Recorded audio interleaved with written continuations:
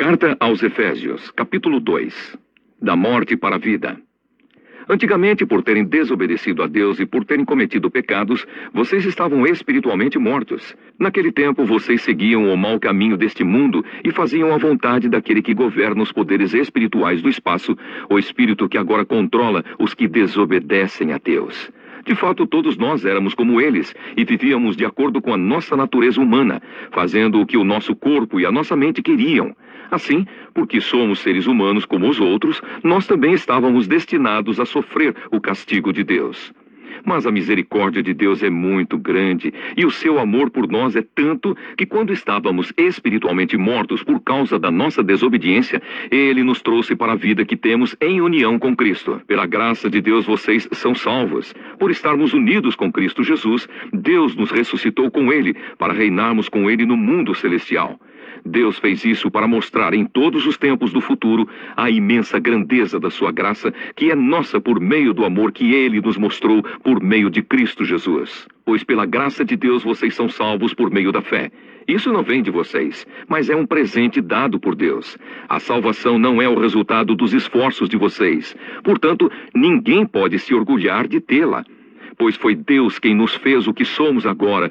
Em nossa união com Cristo Jesus, Ele nos criou para que fizéssemos as boas obras que Ele já havia preparado para nós. Unidos por meio de Cristo.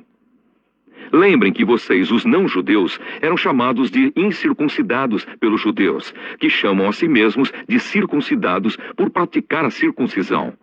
Lembrem do que vocês eram no passado. Naquele tempo vocês estavam separados de Cristo. Eram estrangeiros e não pertenciam ao povo escolhido de Deus. Não tinham parte nas suas alianças, que eram baseadas nas promessas de Deus para o seu povo. E neste mundo viviam sem esperança e sem Deus. Mas agora, unidos com Cristo Jesus, vocês que estavam longe de Deus foram trazidos para perto dele pela morte de Cristo na cruz. Pois foi Cristo que nos trouxe a paz, tornando os judeus e os não-judeus um só povo. Por meio do sacrifício do seu corpo, ele derrubou o muro de inimizade que separava os judeus dos não-judeus. Ele acabou com a lei, juntamente com os seus mandamentos e regulamentos, e dos dois povos formou um só povo, novo e unido com ele. Foi assim que ele trouxe a paz. Pela sua morte na cruz, Cristo destruiu a inimizade que havia entre os dois povos. Por meio da cruz, ele os uniu em um só corpo e os levou de volta para Deus. Assim Cristo veio e anunciou a todos a boa notícia de paz, tanto a vocês, os não-judeus, que estavam longe de Deus, como aos judeus, que estavam perto dele. É por meio de Cristo que todos nós, judeus e não-judeus, podemos ir, pelo poder de um só Espírito, até a presença do Pai. Portanto, vocês, os não-judeus, não são mais estrangeiros nem visitantes.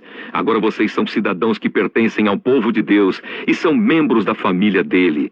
Vocês são como um edifício e estão construídos sobre o alicerce que os apóstolos e os profetas colocaram.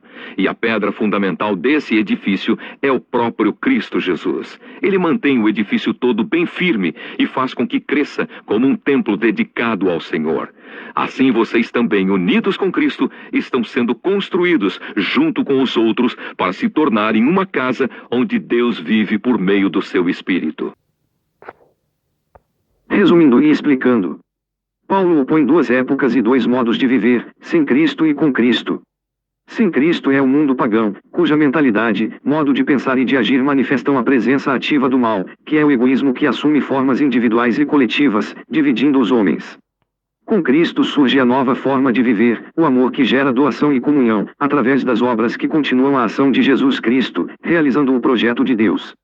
A nova forma de viver, porém, é graça de Deus que já foi dada aos homens mediante o testemunho de Jesus Cristo.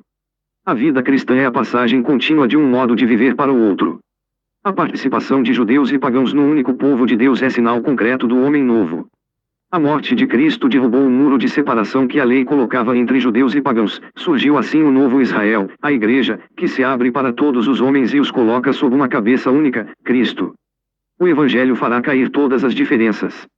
Por mais que surjam sociedades classistas, suas leis e instituições injustas virão abaixo pela força do Evangelho, desprestigiadas por sacrificarem seus povos, em lugar de ajudá-los.